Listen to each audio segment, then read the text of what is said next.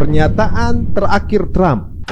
Gaza belum aman dan hati-hati sebentar lagi. Saksikan berikut ini. Ada pernyataan-pernyataan Trump yang menurut beberapa pihak bersayap. Seolah-olah warga Gaza harus menyingkir, tapi dengan pola memberikan tempat perlindungan.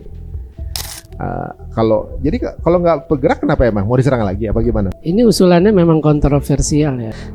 Ketika bertemu Netanyahu dalam jumpa pers bahwa warga Gaza harus semua warga Palestina dari Gaza harus keluar dari Gaza. Artinya ya ini akan disambut baik oleh Netanyahu ataupun kelompok sayap kanan garis keras di Israel itu sendiri.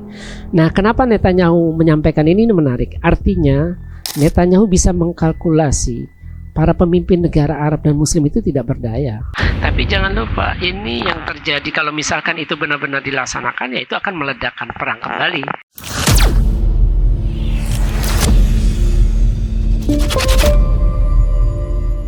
Assalamualaikum warahmatullahi wabarakatuh, teman-teman. Cerita Untung, terima kasih untuk yang tetap stay di channel ini ya.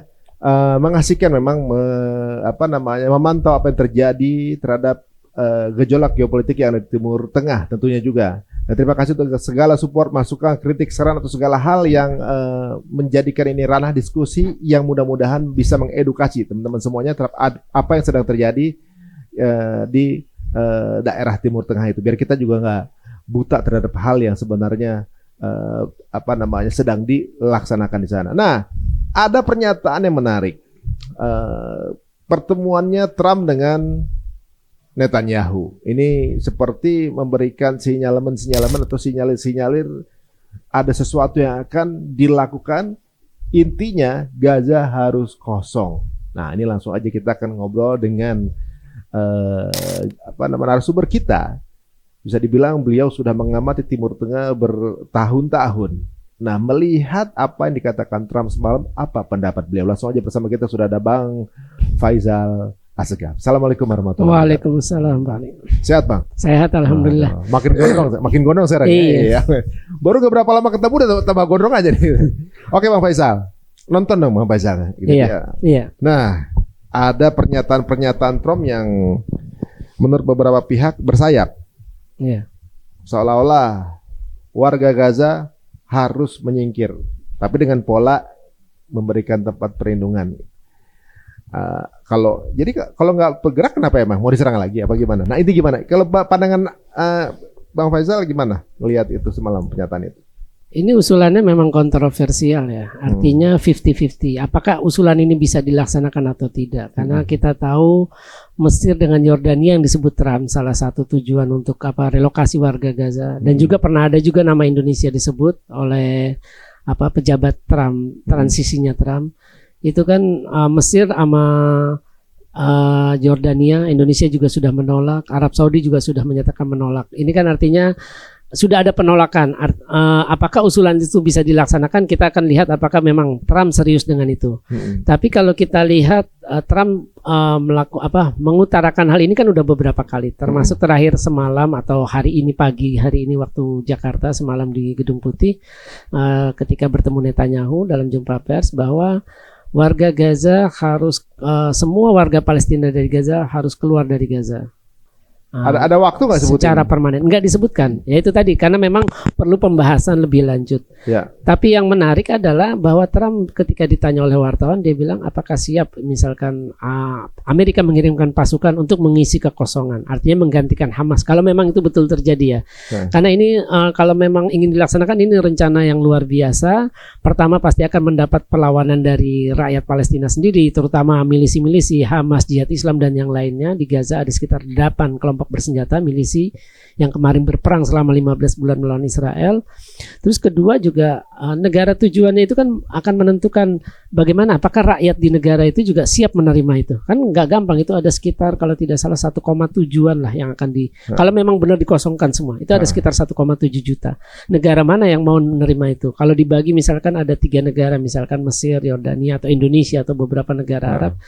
Itu kan harus dilihat reaksi dari masyarakatnya itu sendiri. Mesir, Yordania, Indonesia juga udah menyatakan menolak. Belum lagi masalah biaya. Siapa yang akan mengeluarkan biaya untuk mengirim? Terus siapa yang akan membiayai mereka selama di sana? Ya pendidikannya, kesehatannya, makan minumnya, tempat tinggalnya. Itu kan artinya kan mereka akan hidup di tempat yang baru, memulai kehidupan baru. Siapa yang akan ngasih pekerjaan layak buat mereka? Nah, selain itu, pernyataan Trump ini bisa dilihat bahwa Trump itu adalah presiden Amerika paling berjasa bagi Israel. Ketika Trump menjabat pertama setelah menang pemilu 2016, dia kan menjabat Januari, 10 Januari 2017 sampai 2021. Trump itu melakukan beberapa keputusan yang sangat membela Israel. Yang pertama adalah dia mengakui Yerusalem sebagai baik barat maupun timur sebagai ibu kota Israel. Itu sesuai dengan undang-undang yang pernah disahkan oleh Knesset atau Parlemen Israel pada 1980, namanya Hukum Dasar Yerusalem. Undang-undang itu menyatakan bahwa Yerusalem Barat dan Timur adalah ibu kota abadi Israel, tidak bisa dibagi dua dengan Palestina. Artinya keputusan Trump mengakui Yerusalem ibu kota Israel kan artinya mendukung apa yang undang-undang yang sudah disahkan oleh Israel. Yang kedua adalah Trump itu mengakui dataran tinggi Golan yang dicaplok Israel dari Suriah pada 1967. Sekarang kan Israel udah masuk lagi nih ke wilayah Golan yang di Suriah kan setelah rezim Bashar al-Assad jatuh. Nah, kalau misalkan itu memang dilaksanakan oleh Trump, ya terlepas dari apakah itu dapat perlawanan atau enggak dan itu berhasil, itu artinya Trump mengulang peristiwa pengusiran paksa yang terjadi sebelum Israel berdiri, namanya Nakbah. 48. Ya, menjelang Israel berdiri tahun 48. Itu ada sekitar 750 orang Palestina yang diusir dari desa mereka, tanah kelahiran. Bahkan ada pembantaian, salah satunya di desa Deir Yassin. Jadi kalau Trump melakukan itu artinya Trump melakukan genosida yang pengusiran paksa yang kedua dalam sejarah setelah kejadian Nakbah itu. Dan ini artinya kelanjutan dari genosida yang dilakukan Israel selama perang 15 bulan di Gaza. Beda bentuk aja ya? Beda bentuk aja. Jadi sebenarnya ethnic cleansing juga dong nih? Iya, pastilah ethnic cleansing. Dengan tipe yang berbeda?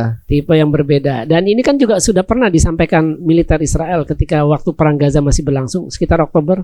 Kan Israel sudah mengusulkan untuk memindahkan warga sipil ke Yordania dan Mesir agar tidak menjadi korban. Alasannya kan itu supaya bisa memerangi Hamas dengan jihad Islam atau milisi lainnya. Jadi agar bisa ketahuan mana musuhnya lah, kan itu yang disampaikan Israel. Nah, ini yang disampaikan Trump ya lebih lagi. Dan saya kira ya ini akan disambut baik oleh Netanyahu ataupun kelompok sayap kanan garis keras di Israel itu sendiri. Nah, kenapa Netanyahu menyampaikan ini menarik? Artinya Netanyahu bisa mengkalkulasi para pemimpin negara Arab dan Muslim itu tidak berdaya untuk menolak ini ya. Dalam arti mereka tidak akan mungkin action secara ekstrim. Ini sudah terbukti ketika Netanyahu mengakui Yerusalem sebagai ibu kota Israel pada 6 Desember 2017. Kemudian dilanjutkan dengan pemindahan kedutaan besar Israel dari kedutaan besar Amerika Serikat dari ibu kota Tel Aviv ke Yerusalem. Itu kan para pemimpin negara Muslim cuma sidang darurat, terus juga bikin kecaman, nggak lebih. Dan itu tidak bisa memaksa Trump ataupun Biden yang menjabat setelah Trump itu memindahkan kembali atau mencabut pengakuan itu. Bahkan kita lihat para pemimpin negara Arab dan Muslim juga tidak berdaya untuk menghentikan Israel ketika membantai, melakukan genosida di Gaza dari awal Oktober 2023. Baru Trump yang akhirnya bisa memaksakan itu. Artinya kan Trump ingin menciptakan sejarah. Apa negara lain itu merasa nggak ada kepentingannya itu atau? Ya, ada cuma nggak bisa ngapa-ngapain. Ya, itu artinya level dari seberapa besar isu Palestina bagi sebuah negara itu kan ada prioritasnya. Artinya kan kalaupun sebuah negara itu atau pemimpin negara itu mengklaim Palestina adalah jantung politik luar negeri Indonesia seperti kita tahu disampaikan beberapa kali zaman Jokowi, terus juga Prabowo ataupun Menlu Retno Marsudi sebelumnya. Tapi kan kita tidak pernah ada grand design, apa sih yang mau kita ingin perjuangkan untuk Palestina? Karena begini, ketika kita berbicara solusi dua negara supaya Palestina merdeka, itu terlalu jauh. Sedangkan sebelum perang Gaza, itu Gaza sudah diblokade Israel sejak Juni 2007. Kita tidak bisa memaksa Israel mencabut blokade itu. Bagaimana mau mengupayakan kemerdekaan buat Palestina? Terus juga jangan lupa, jadi Trump itu sudah menghitung, udah mengkalkulasi paling reaksinya gini. Paling reaksinya cuma kecaman. Paling reaksinya sidang darurat. Sidang darurat Liga Arab. Nggak akan lebih. Itu saya kira udah dalam kalkulasi itu kalau artinya Trump sudah seperti itu. Tapi memang Ketaker, ya. sudah ketaker reaksi dari para pemimpin negara muslim. Ya rakyatnya juga sama. Emang kita kan rakyat kapasitasnya cuma bersuara, demo. Nah, seperti itu. Tapi jangan lupa ini yang terjadi kalau misalkan itu benar-benar dilaksanakan, ya itu akan meledakkan perang kembali. Artinya gencatan senjata yang dicapai 19 Januari, tahap pertama itu 42 hari baru selesai. Saya lupa hitungannya 19 Januari tambah 42 hari itu berapa? Mungkin Maret kali ya selesainya. Itu nggak akan sampai ke tahap ketiga. Tahap pertama aja udah ambruk seperti itu. Bisa gitu ya. Nah, ini juga akan meledak di tepi barat. Karena kan sekarang Israel setelah gencatan senjata fokusnya di tepi barat, menyerang ke Jenin, terus nyerang ke mana? Tulkarim, terus nyerang ke Nablus. Itu kan itu yang dilakukan Israel sekarang. Serangan besar-besaran di tepi barat setelah gencatan senjata sementara dicapai di Gaza. Emang nggak ada niat baik sih sebenarnya untuk apa namanya? Emang damai itu nggak ada niat baik mereka ya. Coba kalau misalnya di Gaza bukannya mereka juga memang secara keadaannya juga memang sulit untuk menang lawan pasukan perjuangan kan sebenarnya. Iya 15 bulan nggak bisa nggak bisa ngapa-ngapain juga. Nah misalnya tetap diupayakan untuk mengambil Gaza kan pasti resikonya sebenarnya besar, penolakannya akan besar. Rakyatnya juga bukan masalah uang sih sebenarnya Bang. Kalau misalnya urusannya sama uang, saya rasa mereka duit ada Bang untuk ya Pak menghindarin orang lah. Tujuan utamanya kan seperti ngosongin Gaza. Emang ada apanya sih Bang? Gaza sampai mereka begitu banget ini kok udah rugi besar-besaran nih. Tapi tetap aja masih mau diupayain banget. Ada apanya sih sebenarnya Gaza tuh? Pernyataan Trump ini juga menunjukkan rasa frustasi. Rasa frustasi terhadap isu bukan Palestina ya. Palestina terlalu besar. Isu Gaza ini. Karena kan sejak serangan 7 Oktober 2023 ketika pasukan yang dipimpin oleh Hamas Brigadir Zudin Al-Qassam itu saya militer Hamas menyerbu wilayah selatan Israel kan nggak ada yang nyangka itu milisi dari sebuah wilayah yang sudah dikontrol di blokade Israel isolasi lah ya diisolasi Israel sejak 2007 ternyata bisa menembus pertahanan Israel negara yang salah satu dari dua negara yang paling kuat secara militer dan intelijen selain Iran ya di Timur Tengah. Nah itu kan artinya mengubah cara pandang. Terus udah gitu diperangi lewat serangan udara, invasi, intelijen dibantu Amerika, dibantu Inggris. Walaupun persenjataan juga pesawat intai, tapi mereka bisa bertahan 15 bulan. Itu kan mengubah cara pandang. Artinya bagi Israel dan sekutunya Amerika, sekutu istimewanya, Hamas itu akan selalu jadi ancaman.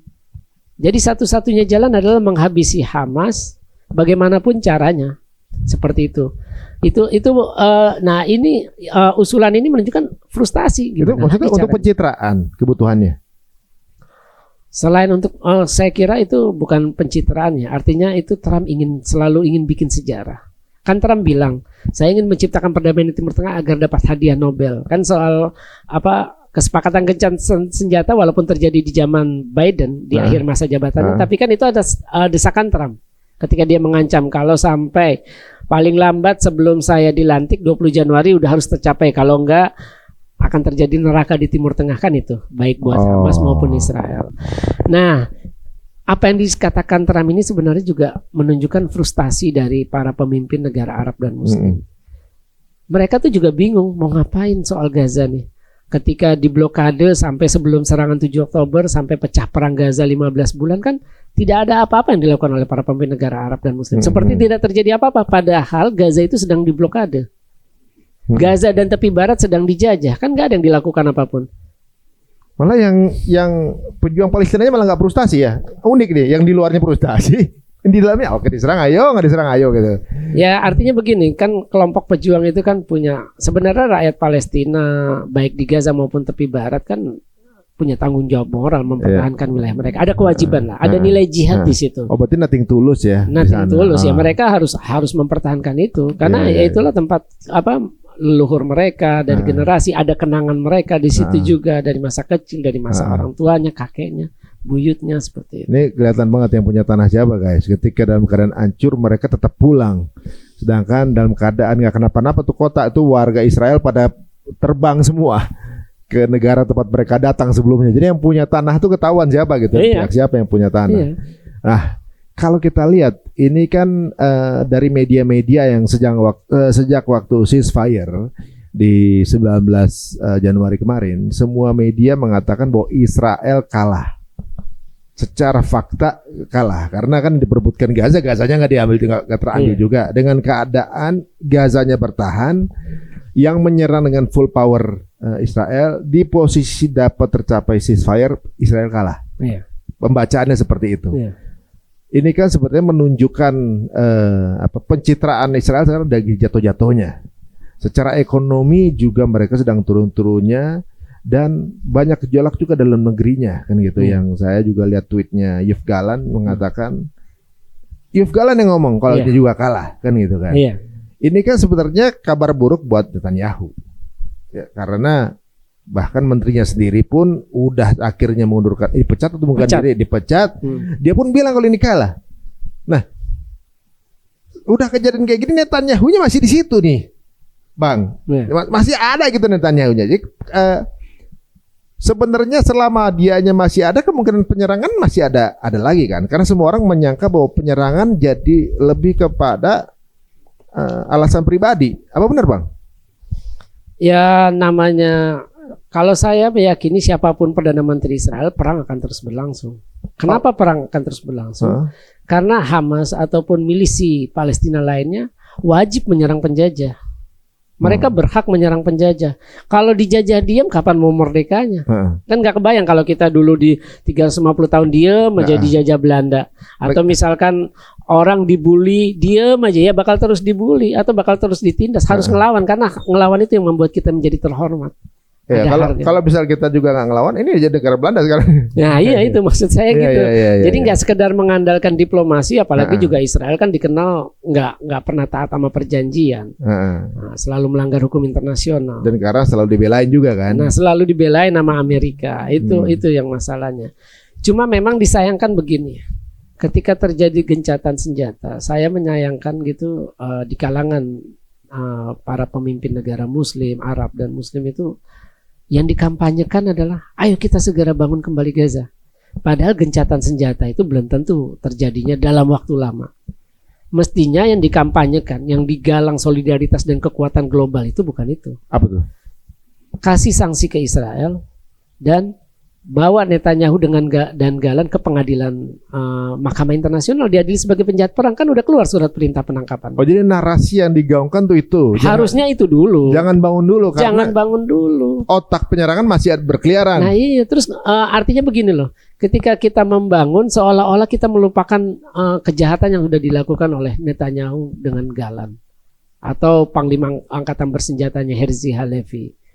Harusnya yang digaungkan para pemimpin negara Muslim tuh dukung kampanye solidaritas global bahwa kita harus menangkap ini, kita harus tuntut, desak supaya ini ditangkap, atau memberikan sanksi baik politik maupun ekonomi terhadap Israel agar dia tidak bisa sembarangan melakukan hal yang sama, mengulangi genosida yang dilakukan. Kan bukan baru, cuma istilahnya diakui dunia baru yang sekarang, kan perang sebelumnya juga korbannya banyak. Ya kan kalau dilihat tuh kan kerugian yang ditanggung Amerika ada 17,9 juta US dollar gitu kan, berarti ratusan miliar gitu kan yang sudah ditanggung Amerika. Mereka nggak menganggap ini sebuah kerugian gitu Bang. Misalnya gini, kalau misalnya dianggap ini sebuah kerugian dari segi 15 bulan ngeluarin duit segitu banyak tapi nggak dapat apa-apa, berarti kan ini bukan investasi yang bagus gitu kalau dipandang dari sisi ekonomi, apalagi kan pengusaha nih si Donald Trump gitu. Setelah 1,5 tahun nggak ada progres, mestinya kan ditinggal ini proyek ini jatuhnya. Kok masih Amerika ada di sini gitu? Ya, yang menarik dari pernyataan Trump, dia bilang Amerika akan menguasai Gaza dan akan membangunnya. Makanya perlu dikosongkan. Nanti Gaza itu jadi tempat bagi siapa saja yang ingin tinggal di sana. Maksudnya bahwa yang menyerang bukan Israel lagi nanti, Amerika atau gimana? Ya artinya Amerika nanti yang akan mau ngontrol itu. Ya kan dia juga bilang bahwa dia tidak mengesampingkan bahwa bisa ngirim pasukan Amerika untuk mengamankan Gaza. Kalau memang bisa. Tetapi saya yakin nggak akan mungkin bisa ngosongin Gaza. Karena Hamas udah menyatakan ya nggak bisa lah. Dia pasti akan ngelawan. Rakyat Palestina pun nggak mau lah disuruh pindah kemana lagi. Mereka harus pindah. Karena kan sebagian besar orang di Gaza itu kan pengungsi. Pengungsi dari wilayah Israel atau tepi barat ketika terjadi perang tahun 1948 atau 67 kan nggak semua ngungsi ke negara tetangga. Ada yang ngungsi ke Yordan, ada yang ngungsi ke Lebanon, ada yang ngungsi ke Suriah, tapi ada juga yang ngungsi ke Gaza. Ya saya pernah ketemu ada perempuan itu, mungkin saya pernah cerita, namanya Hebaziat. Hebaziat itu waktu saya ketemu itu umur 21 tahun, mahasiswi, cantik, masih perawan. Tahu-tahuan Bang. Karena saya ngobrol panjang. Oh ya, okay. Ya, dia dari kota namanya kalau tidak salah bahasa Arabnya ya di selatan Israel Al-Majdal. Kalau tidak salah Sederot atau apa saya juga lupa itu nama Yahudinya sekarang ya diubah itu. Ya dia itu berasal dari sana, dari wilayah yang sekarang jadi Israel. Ngungsi dulu orang tuanya, kakek neneknya. Orang tuanya ketika masih kecil. Jadi orang-orang Gaza makanya kan kamp pengungsi, ada kamp Jabalia, kamp pengungsi Bait Lahia, kamp pengungsi Syati. Ya karena memang isinya para pengungsi, bukan orang asli di Gaza semua. Mereka tuh orang Palestina yang sebelumnya dari wilayah tepi barat atau wilayah Israel yang terusir ketika terjadi perang pada 1948 dan 1967 perang Arab Israel. Oh sebenarnya berarti bahwa ini kalau dilihat polanya adalah masih belum terjadi secure statement ya. Bahwa tapi kenapa sekarang nih semua udah pada percaya diri, Bang, bahwa ini berarti di kemerdekaan gitu. Maksudnya gini, kan banyak pihak yang udah menyatakan ini kemenangan Gaza gitu ya. Walaupun dari sisi Bang Faisal bilang tadi bahwa apapun bisa terjadi gitu, karena pihak yang seberang ini memang nggak bisa dipercaya, kan begitu. Melanggar pun nggak akan ada sanksi. Udah jelas-jelas jahat pun nggak dihukum, kan begitu. Berarti jangan terlalu euforia dulu. Singkatnya ya hukumannya masih ada di situ. Nah, kalau sekarang kalau misalnya semua narasi mengatakan bahwa ini kan ibaratnya gini, semua mata dunia mengatakan oh udah saatnya membangun Gaza segala macam itu. Mereka emang nggak takut akan dituding sama seluruh sebagai negara paling jahat di dunia gitu. Kalau kembali menggaungkan peperangan ini gitu. Kan Amerika juga akan kebawa dengan nama buruknya kan. Israel juga akan kebawa dengan, bahkan di dalam Israel sendiri pada kepengen jatuhin Netanyahu, kan ada kasus-kasus gitu segala macam. Ini mereka nggak takut pencitraan buruk ini makin tambah parah nih. Ya karena memang begini ya. Perang itu pasti akan terjadi suatu saat. Kalau kita lihat 2008 sampai 2009 ke 2012 itu kan 3 tahun jedanya. 2012 ke 2014 2 tahun doang. 2014 ke 2021 7 tahun. 2021 ke 7 Oktober 2023 itu kan cuma 2 tahun. Artinya kalaupun ada jeda ya itu bukan permanen. Kalau kita mengharapkan perang berhenti selamanya atau dalam jangka waktu puluhan tahun sampai lahir generasi berikutnya, itu sama saja kita melarang orang Gaza berjuang melawan penjajah, ngusir penjajah. Kalau narasinya begitu, artinya perspektif kita keliru. Ya harus terus berperang lah, harus terus melawan kapanpun, apapun. Iya, dengan cara apapun. Ya kalau ada peluang ya serang lagi. Memang harus begitu. Karena kan resikonya ya memang ya pasti ya warga sipil yang ini. Artinya begini, ditindas atau dijajah pun tetap ada korban. Diam ya artinya. Nah apalagi ngelawan. Ngelawan aja ada korban, apalagi diam. Jadi memang harus berjuang lah. Harus berjuang. Karena ya cuma itulah yang membuat mimpi-mimpi harapan atau mimpi untuk merdeka itu akan selalu hidup. Kalau kita tidak punya semangat untuk melawan, ya artinya udah dari ya, kemarin pasti habis ya. Iya. Nah kalau sekarang gini, jika 42 hari nih Maret, tahanan udah tukar semua? Belum, kalau tahap pertama kan 33. Masih ada 94 kalau nggak salah. Iya. Ya kan misalnya gini, selesainya selama 42 hari, jatuhnya bulan Maret. Semua tahanan Israel udah dikembaliin. Yang misalnya. 33. Yang semua 30, enggak, kalau semuanya itu sampai tahap ketiga. Oh gitu. Tahap pertama tuh sepertiganya dulu 33 orang. 33. Yang kemarin dikeluarin berapa? 9 orang ya?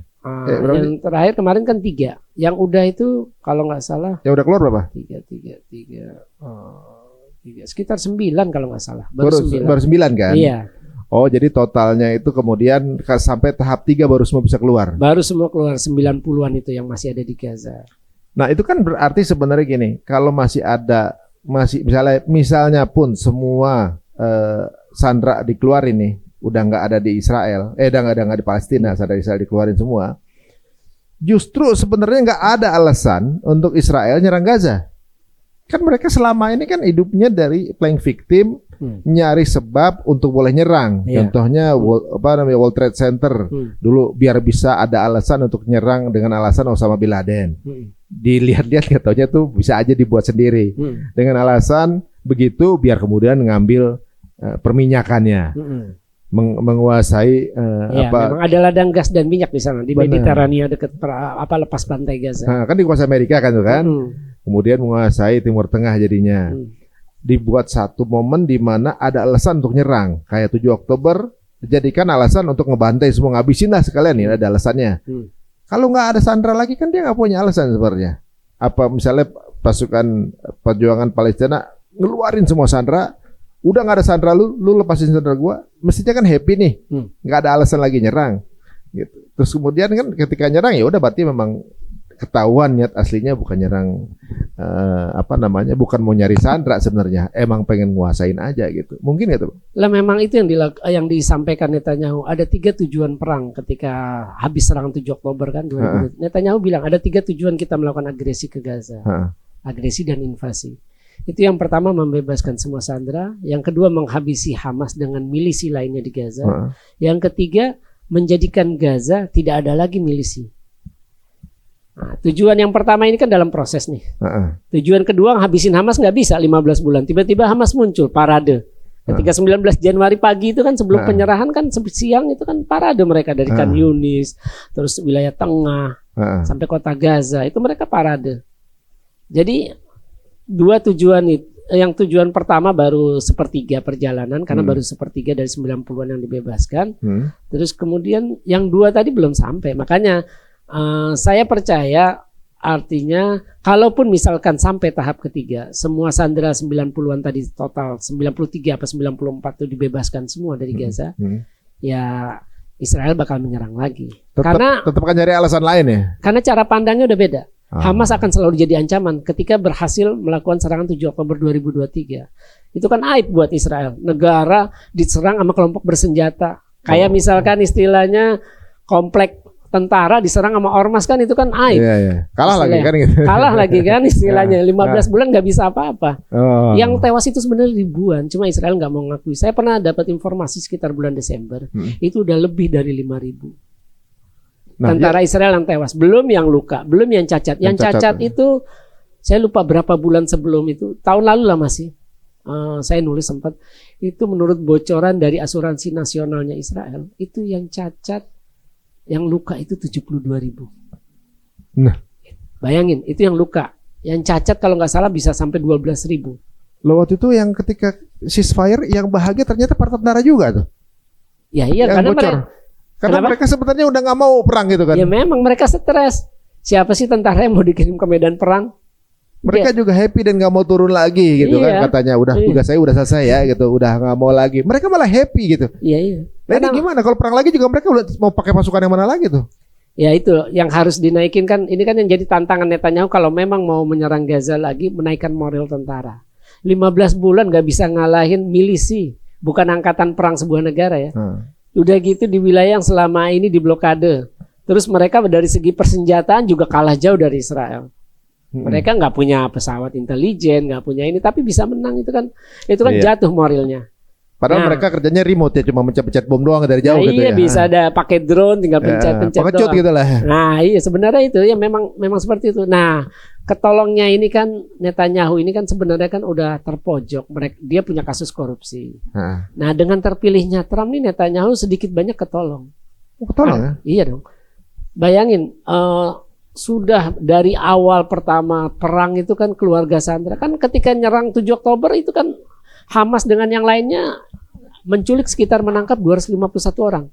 Hamas itu menurut pengakuan juru bicara Brigade Izzuddin Al-Qassam, Abu Ubaidah, mereka menawan 250 orang. Hasil serangan 7 Oktober. Jihad Islam 50. Itu yang udah pengakuan ya. Nah, belum yang lain. Kan kita belum tahu ini karena kan ya namanya kondisi lagi perang kan susah ngumpulin informasi juga kan. Nah, dari awal itu keluarga-keluarga sandera itu kan sudah mendesak udahlah gencatan senjata supaya warga kita bisa pulang dengan selamat. Yang punya anak kan pengen, yang punya orang tua, yang punya bapak, yang punya ibu pengen, yang punya kakek kan ada juga yang udah tua yang disandera, ya pengen segera balik seperti itu. Jadi istilahnya Trump itu menjadi penolong buat Netanyahu. Karena desakan Trump, tuntutan Trump, akhirnya mau nggak mau terjadi gencatan senjata. Karena Trump udah ngancem kan, Biden 15 bulan perang nggak bisa apa-apa.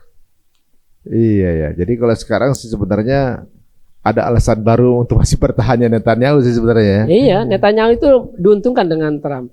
Dan yang ketika Netanyahu terpilih itu, wacana yang terjadi di Israel itu ada keyakinan sebagian elit Israel bahwa Netanyahu akan memberikan pengakuan tepi barat sebagai wilayah kedaulatan Trump maksudnya, Trump. Iya, Trump akan memberikan pengakuan itu. Ada sampai karena ya itu tadi di era pertamanya Trump sudah sangat berjasa ngakuin Yerusalem ibu kota Israel, mindahin kedutaan Amerika dari ibu kota Tel Aviv Israel ke Yerusalem. Itu kan jasa banget buat Israel.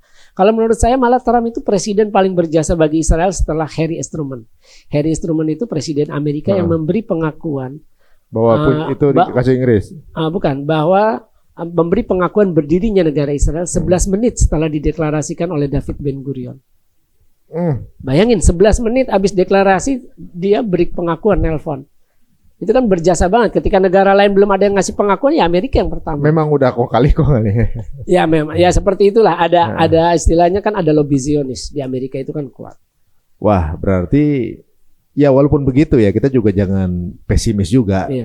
Kondisi-kondisi yang diciptakan oleh Trump atau juga Netanyahu pun belum saklek juga, karena mereka juga melihat kondisinya Gaza ini nggak bisa ditaklukkan secara mudah, walaupun dengan narasi-narasi mengancam seperti ini pun nggak membuat takut. Itu kan sebenarnya yang mereka lakukan hanya semacam ngetes aja sih kayaknya ya Bang. Takutnya atau juga siapa tahu warga Gaza kemudian tertarik pindah kan gitu, daripada capek-capek perang. Kemudian yang diharapkan mungkin warga akan kemudian menuntut pasukan perjuangan untuk udahlah selesai aja, saya pindah aja deh gitu, siapa tahu begitu.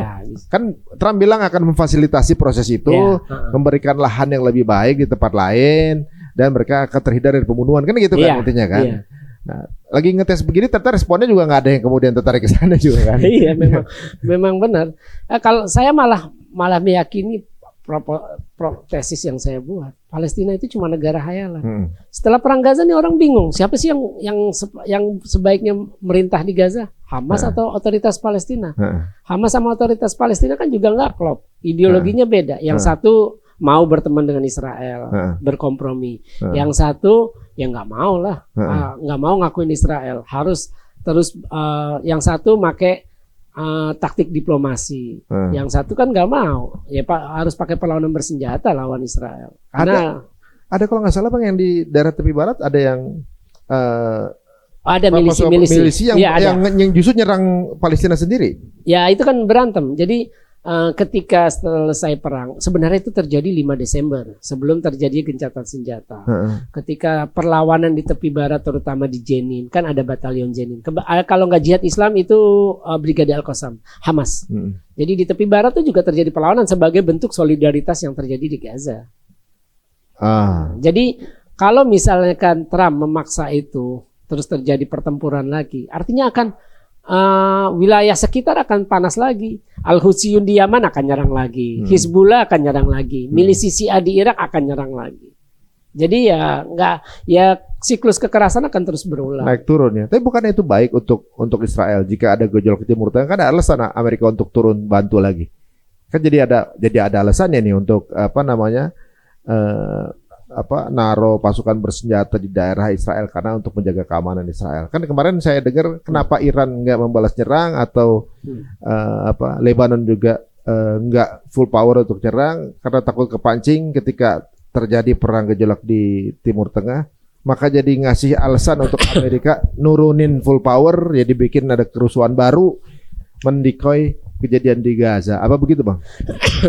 Saya kira motivasinya beda. Nah, Motivasi pasukan Israel perang, motivasi pasukan Amerika terjun medan perang beda dengan motivasi orang Palestina berjuang, orang Hamas, orang Jihad Islam atau Brigade Muslim, brigade yang lain. Itu kan mereka motivasinya itu motivasi membela tanah air, mengusir penjajah, melawan penjajah. Ada nilai jihad dalam Islam kan? Ketika kita melawan orang yang menindas, merampas hak kita, ya wilayah, ya harta benda, ya harkat, ya martabat, itu kan wajib dilawan dalam syariat Islam.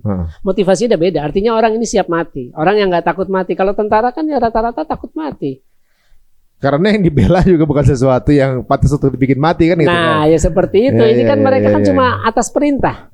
Ada perintah. Kalau yang ini kan muncul motivasi. Iya. Motivasi memang ya keluarga saya pernah dibunuh, kakek saya, bapak ada saya. tarbiyahnya juga Bang buat ini. Nah, itu seperti itu. Dan jangan lupa kalau misalkan Israel perang, Israel bisa makin lama makin kosong. Ketika perang 15 bulan itu catatan dari data imigrasi kependudukan Israel. Itu ada 82.000 kalau tidak salah. Pokoknya puluhan ribu yang nggak mau balik lagi, ketakutan. Kalau saya dengar yang keluar dari negara itu 500 ribu. Ya itu keluar sementara. Oh, tapi ada yang balik lagi. Balik lagi, tapi yang keluar tetap itu 82 kalau nggak salah. Yang nggak mau pulang lagi. Nggak mau pulang lagi. Artinya kan rasa takut itu kelihatan ada. Karena gini, negara Israel itu kan negara imigran. Bukan penduduk asli, orang Yahudi dari Jerman, dari Eropa, dari Askenazi ya, terus ada Yahudi dari Separdi, dari Afrika pada datang. Itu kan salah satu jaminannya selain mereka dapat rumah, tempat tinggal, kehidupan layak, terus pekerjaan, kesehatan, jaminan keamanan. Mereka ninggalin tempat mereka lahir di negara dari mana entah berantah, dari Eropa, dari yang lain-lain, kan pindah ke sana kan jaminannya salah satu keamanan. Nah kalau nggak aman, takut mereka tinggal di sana. Benar. Artinya apa yang dilakukan Hamas ini berhasil mematahkan bahwa Israel itu negara aman. Bukti yang enggak tuh 15 bulan digempur terus, digempur dari Hamas, terus diserang dari Al-Husayun Yaman, diserang Hizbullah. Sampai sekarang kan pemukim Israel di wilayah utara yang berbatasan dengan Lebanon belum pulang. Mereka masih takut. Karena daerah konflik ya. Daerah konflik. Nah itu. Lah kalau Israel ini kan dalam menjajah Palestina pakai politik demografi. Artinya menggunakan penduduk. Kita berhak mengklaim wilayah ini loh. Ini ada orang Yahudinya. Padahal itu Yahudi pendatang dipakai buat nempatin wilayah, rampas tanah Palestina, tempatin orang yang baru datang. Kan itu politik demografi, politik pakai penduduk. Karena orangnya banyak di situ gitu kan. Nah iya, kalau nggak ada ya lama-lama Israel nggak bisa klaim itu wilayah dia, nggak ada orangnya. Iya juga ya. Tapi kalau dipikir-pikir, kalau memang penduduk Israel itu banyak Askenazi atau Yahudi yang datang, Eropa, berarti yang benar-benar darah Semit orang Palestina sebenarnya. Ya kan nih kalau Askenazi kan katanya Yafit bukan Semit katanya kan. Nah kalau anti Semit berarti anti Palestina sebenarnya. Semit ini kan kayak model Abraham itu. Abraham kan? Ya keturunannya Yahudi itu kan. Itu ya Yahudi sama Arab lah istilahnya. Benar. Cuma kan dibelokin mereka kampanye ya. Iya. Waduh, sebenarnya sih bukan anti Yahudi yang benar, anti Semit itu. Anti Zionis. Karena nggak semua Yahudi dukung Zionis. Benar. Cuma narasinya diarahinnya ke Semit seolah-olah memerangi Zionis adalah antisemit kan begitu narasinya kan. Iya, benar. Nah kalau ngomongin antisemit, yang Semit kan orang Palestina. Kalau bilang antisemit, justru mereka berarti kan, karena yang diperangi Palestina kan. Waduh, guys. Tapi kalau kita lihat di sini, memang kalau kita dengar pernyataan dari Trump ini, ada sisi narasi-narasi yang mengancam lagi nih kayaknya gitu kan. Tapi tadi dari obrolan kita menunjukkan bahwa sebenarnya kalau warga Gaza udah nothing tulus, diserang lagi, hayo aja kalau bisa damai malah senang kan gitu kan. Kalau pandangan dari Bang Faisal sendiri, setelah 42 hari, apa kemungkinan terbesar yang bisa terjadi? Kalau dari semua yang kita lihat ya kan, sisi lain kalau nyerang lagi banyak PR nih. Tentaranya belum tentu mau gitu kan. Mau pakai siapa lagi? Kemudian udah habis banyak nih, mau siap dana berapa lagi?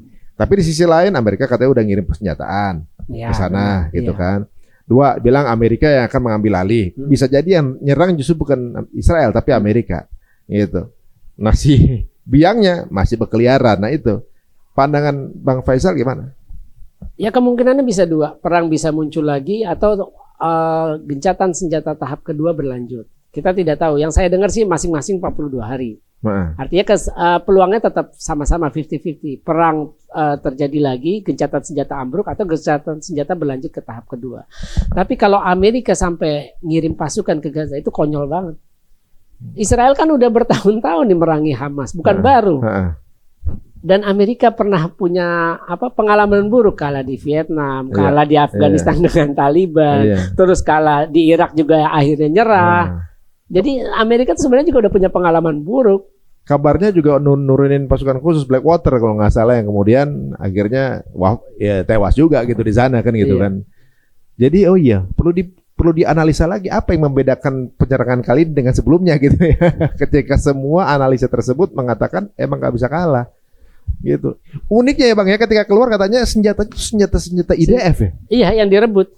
Bahkan ada mobil yang dipakai itu yang buat bawa ngangkut personilnya Brigadir Qassam yang direbut pada 7 Oktober 2023. Jangan lupa Untung, Pak Ari. Gaza ini simbol perlawanan dan kehormatan. Karena di situ basisnya Hamas. Hamas kan berdirinya di situ, di Gaza. Ketika otoritas Palestina yang didominasi Fatah menjadi lembek, mau berdialog, mau berkompromi, mau bekerja sama dengan Israel, ya tinggal Hamas yang menjadi simbol perlawanan dan kehormatan. Artinya dia melawan buat kehormatan ya martabat bangsa Palestina. Soalnya yang satunya udah terkonfirmasi gitu ya. Nah, yang satunya kalau bisa dibilang ya kepanjangan tangan penjajahan Israel di Palestina. Nah, ya seperti itu dia mau buktinya dia ikut nangkepin orang Palestina di tepi barat, ikut nembakin, ikut bantu penyerangan Israel. Dan bahkan terakhir itu otoritas Palestina Abbas itu bilang kepada Amerika, kita siap memerintah Gaza walaupun berperang dengan Hamas. Tuh, bayangin.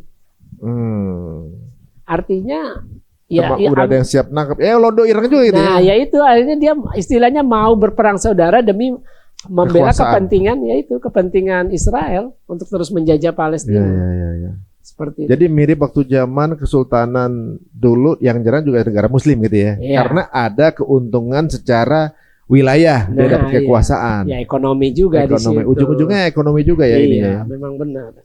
Wah, ini makin terbuka ya. Jadi apapun bisa terjadi setelah 42 hari. Walaupun begitu, kita tetap berharap optimis ya. Banyak hal yang mungkin di luar kendali dan pengamatan kita ya Bang ya. Gitu. Soalnya kan kalau kita lihat di proses penyerahan tawanan aja banyak yang terbuka. Bahwa ternyata armadanya banyak banget. Pertanyaannya parkir di mana? Kan gitu. Ngisi. Terus baju seragamnya baru. Terus jahit di mana, ngirimnya kapan? Iya kan gitu. Iya, dan semua dalam keadaan segar lagi. Nggak lusuh, nggak kusut. Bukan dipakai batik, bukan yang dipakai perang kan gitu kan. Iya. Ditambah persenjataannya baru dan senjatanya senjata IDF. Iya. Berarti kan sebanyak itu yang udah ditaklukkan. Iya. Yang nggak dilaporkan kan gitu. Iya, artinya Netanyahu sendiri sudah berbohong pada masyarakatnya, pada rakyatnya kan. Ingat gak? Mereka mengklaim kita berhasil membasmi Hamas di wilayah utara Gaza. Kenyataannya ketika kejaksaan muncul keluar semua itu.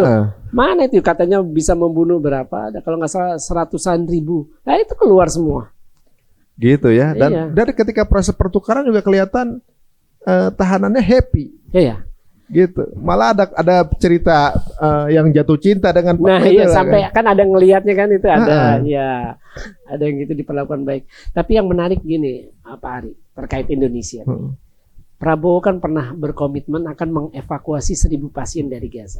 Ini orang-orang yang luka, korban luka perang, udah boleh meninggalkan Gaza untuk dirawat. Nah, ini yang harus dibuktikan. Prabowo mana janjinya harus mengevakuasi itu 1.000 pasien. Benar. Ya, dia harus membuktikan komitmennya dong, karena dia pernah ngomong secara terbuka di Shangri-La Dialog ketika pidato pelantikan kan dia bilang akan mengevakuasi itu. Nah ini yang harus dibuktikan ketika sudah gencatan senjata, korban luka boleh meninggalkan Gaza untuk dirawat di luar, di tempat yang mungkin, karena rumah sakit kan udah nggak layak semua termasuk rumah sakit Indonesia. Ya inilah kesempatan Prabowo membuktikan ucapannya, komitmennya itu sih. Jadi masih ada waktu sekitar 3 mingguan lagi kali ya Bang ya, untuk kemudian untuk melaksanakan hal itu. Walaupun mungkin ya rumah sakit kayak di Mesir juga. Apakah memenuhi syarat atau enggak kita nggak paham juga itu kan keadaan di sana. Minimal akhirnya Kan komitmennya rawatnya di rumah sakit Oke. Indonesia. Di Indonesia? Di Indonesia itu yang dia. Oh, dibawa ke Indonesia Bisa- maksudnya? Iya, cek aja di pidato Prabowo kan dia bilang dirawatnya di Oh, rumah sakit gitu, rumah ya, sakit ya, Indonesia. ya. Itu yang Nah. harus kita tunggu komitmen itu kapan Nah. dilaksanakannya seperti itu. Karena kemarin memang ada beberapa upaya pendekatan dari pemerintah mengenai Gaza gitu. Alhamdulillah saya juga sendiri diundang ke gedung MPR DPR untuk ada apakah opportunity yang bisa dilakukan untuk penetrasi masuk pemulihan Gaza itu. Barusan dari obrolan kita bahwa mungkin yang pertama harus diselesaikan dulu ya menghukum Netanyahu dan juga Menteri luar Mantan Menteri Pertahanan Yoav Gallant itu, Gallant. Yoav Gallant itu sebenarnya itu yang lebih strategis dilakukan dulu. Iya. Sebelum itu belum aman ya gitu ya. Iya, sama sebenarnya dunia itu harus memberi sanksi terhadap Israel. Jadi bukan menghukum Netanyahu doang dengan Gallant sebagai penjahat perang, diadili sampai diputus hukuman mati seperti kita tahu kan Slobodan Milosevic Yugoslavia, Serbia ya kan ketika membate Bosnia. Terus Khmer Merah juga kan sama hukuman mati. Terus yang Rwanda juga sama. Itu mereka semua dihukum mati. Semuanya? Iya, karena kan genosida kejahatan perang. Nah, itu ini sudah semua? Sudah. Nah, ini yang belum ini udah berkali-kali masa dibiarin aja. Oh. Itu yang harusnya sebenarnya yang digalang dulu, dikampanyekan, disolidkan dulu oleh seluruh dunia. Biar Amerika ya terpojok, terisolasi sendiri, dia kan nggak mau melaksanakan itu. Ya saya rasa ya pasti Netanyahu akan dapat hukuman ya, walaupun mungkin hukumannya bukan hukuman secara internasional, bisa aja terjadi kayak terjadi sama Ariel Sharon itu kan. Oh iya, koma kayak mayat hidup bertahun-tahun yang bisa hidup cuma kepala sampai jantung aja, sisanya udah menciut gitu kan. Nah, itu juga itu siksaan itu. Iya, memang benar. Iya. Tapi sanksi politik dengan ekonomi jangan lupa. Jangan lupa ya. Artinya begini, ketika Palestina itu belum merdeka, kalau memang kita jujur ya, pemerintahan yang ya semua negara Arab Muslim jujur bela Palestina, jangan punya hubungan diplomatik atau jangan menjalin hubungan dagang walaupun itu via negara ketiga. Kan gitu. Itu kan sama saja kita memberikan devisa buat Israel untuk punya biaya terus menjajah Palestina, kan dia tetap butuh biaya buat kontrol Palestina. Iya ya benar juga ya. Itu sebenarnya yang harus dilakukan sanksi ekonomi dan politiknya yaitu embargo minyak. Ya. Kalau bisa ya kirim senjata. Seperti itu. Ya, karena memang sumbernya mereka dan juga alasannya adalah uang. Ya. Ya sanksinya di uang juga mestinya. Nah itu. Ya benar-benar ya. Iya. Dan pemboikotan ternyata pengaruh juga ya. Ada pengaruhnya juga ya. Cuma kan persoalan ini kan kita sering nggak ada keselarasan antara sikap masyarakat dengan pemerintah. Ya.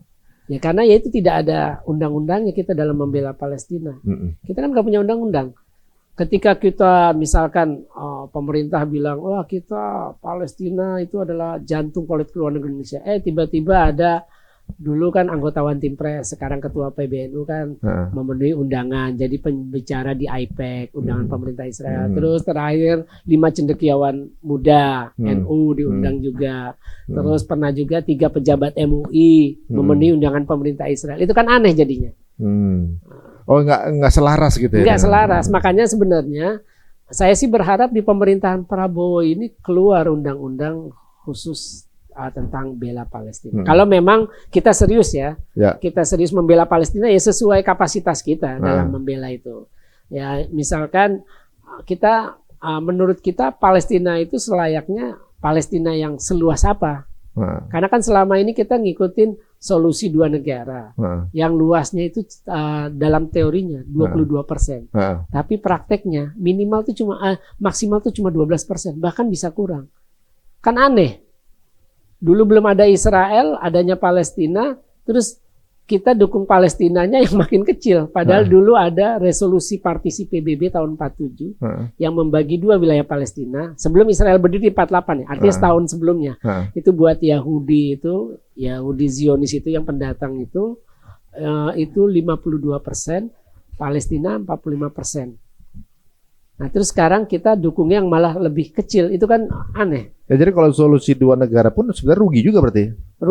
Rugi buat Palestina. Cuma kan yang mau resolusi, yang mendukung solusi 2 negara itu kan otoritas Palestina yang memang selama ini berkompromi. Kalau Hamas sama Jihad Islam kan nggak mau berkompromi. Jadi, nah itu yang harus kita ini. Terus juga di undang-undang itu juga harus disebutkan apakah boleh individu, pejabat tokoh publik atau pengusaha atau pejabat pemerintah memenuhi undangan pemerintah Israel. Kan gitu.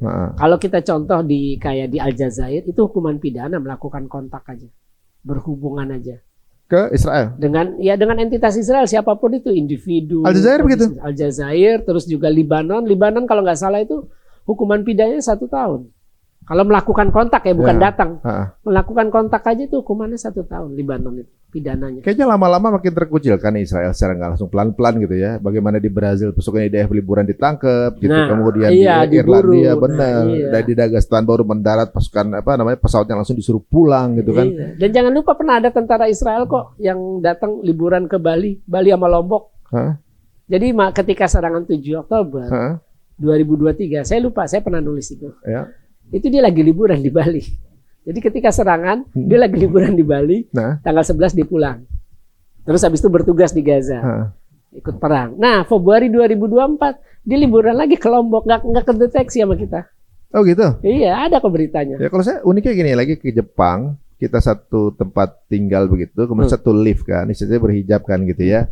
Kemudian ada pasangan lain gitu masuk, cuma saya basa-basi aja gitu, mungkin ya ramah-ramah aja gitu kan masuk lift, saya tanya gitu, dari mana asalnya gitu kan, dijawab pasangannya dari Israel, pasangan satunya lagi ngomong, tapi kami udah lama tinggal di Bangkok kan, tapi kami udah lama tinggal di Bangkok gitu. Maksudnya langsung mengklarifikasi bahwa dia orang Israel yang tidak tinggal di Israel udah nggak ikut-ikut itu gitu.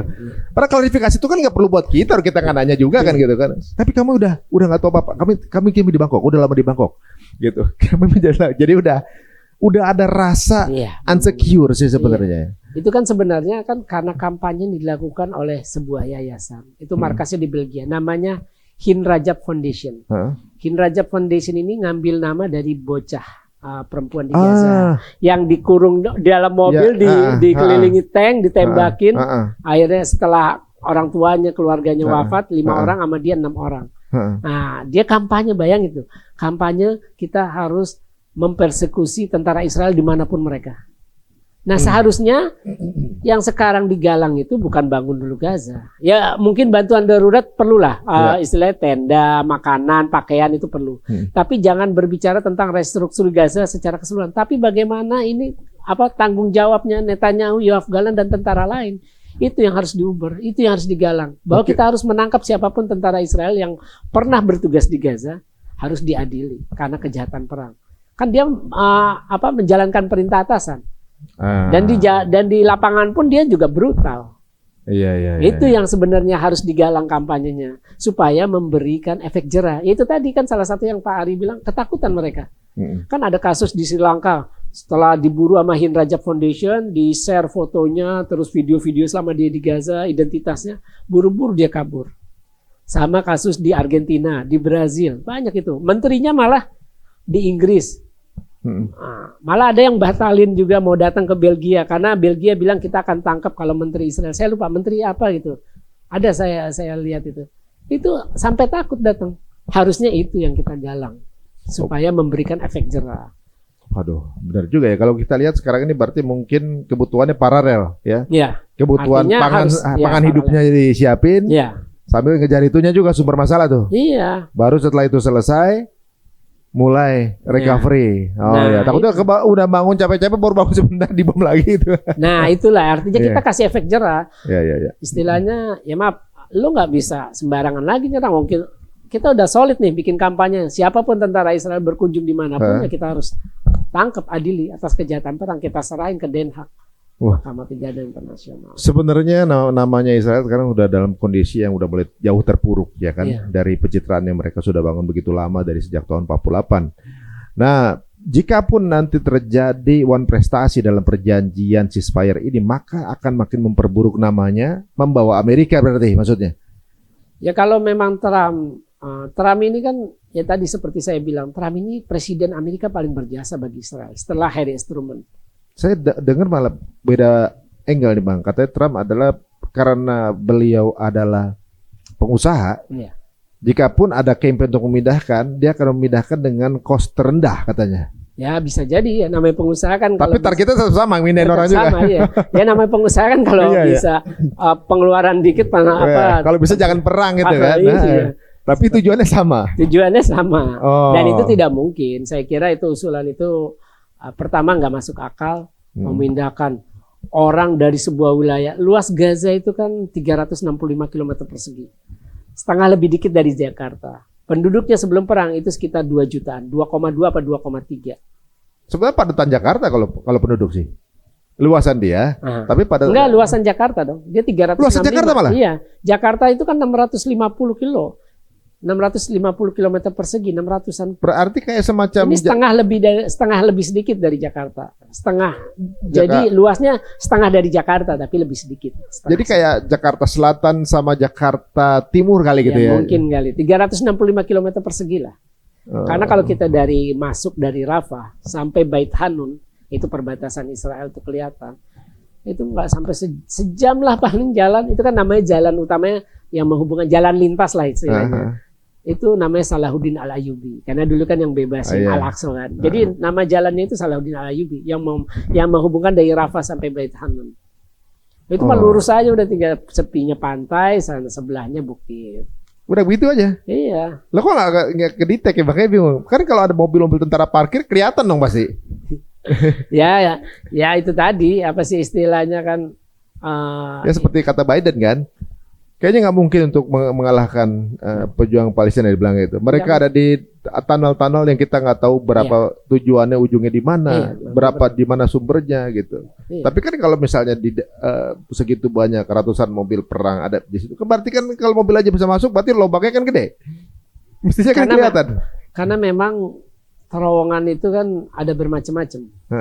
Ada yang bisa dilewatin satu orang doang, ada yang bisa dilewatin mobil, ada yang orang harus bungkuk. Itu kan tergantung ininya. Mungkin tergantung kontur tanah ketika dibangun. Karena kan nggak bisa kalau kontur tanahnya misalkan dipaksain bakal ambruk kan bisa. Kan ada beberapa kejadian ketika digali ambruk, yang meninggal yang gali. Seperti itu. Nggak, maksudnya logikanya kalau mobil aja bisa masuk, kan lubangnya gede, mestinya kelihatan pakai drone. Ya mestinya begitu, tapi kenapa nggak kelihatan kan itu? Ini mereka yang punya alat canggih sekalipun masih bertanya-tanya sekarang kan gitu. Nah, inilah strategi terbaik di zaman ini dalam segi peperangan ya ada pada saat perjuangan Palestina. Dengan alat canggih sekalipun nggak bisa kedetek. Bagaimana cara komunikasinya pun nggak tahu. Bagaimana cara dapatan logistik nggak tahu. Makanan nggak tahu kan gitu kan. Yang di atas saja lapar, masih di bawah nggak lebih lapar kan gitu kan. Sanitasinya nggak tahu. Nah ini makanya sampai sekarang yang mungkin membuat semua serba misterius ya. Di saat terakhir setelah pemimpin meninggal nggak ketahuan siapa yang mimpin kan. Ya kan kalau kita lihat nih kan gini. Brigade Al-Qassam kan kemarin saya lupa beberapa hari lalu kan disebutkan panglimanya itu kan Muhammad Daib tewas. Tewas bersama wakilnya Marwan Isa. Nah, itu dalam struktur nomor 3 itu namanya Muhammad Sinwar. Adik kandung dari kepala biro politik Hamas yang tewas tuh di Rafah, Yahya Sinwar. Kemungkinan dia yang naik. Karena udah nggak ada lagi yang senior, dia yang paling senior. Dan itu cuma kemungkinan kan Bang ya, maksudnya kayak kemarin aja waktu setelah Pak Yahya meninggal kan.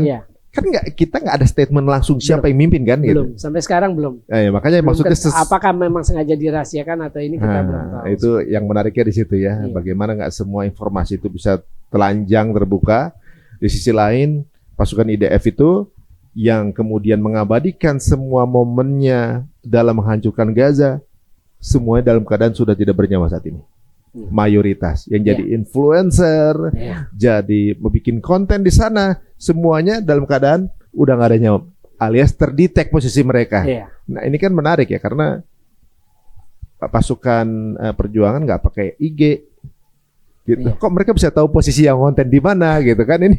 Itu memang. Karena kecanggihan pasukan yang memiliki alat itu aja udah akhirnya resign, kemudian kemarin memprotes tuh, nggak mungkin. Pasukan Israel nggak tahu posisi jumlah orang yang berada di ruangan, bahkan posisi anak kecil, orang tua itu KTP-nya pun dia bisa tahu. Dia bilang gitu kan. Makanya saya resign, ini adalah sebuah genosida. Dia bilang seperti itu kan. Kalau tahu keadaan kayak gitu kan mestinya ya detail tahu semua lah gitu. Sekarang nggak tahu, justru sebaliknya yang tanpa alat tersebut bisa tahu posisi mereka ada di mana.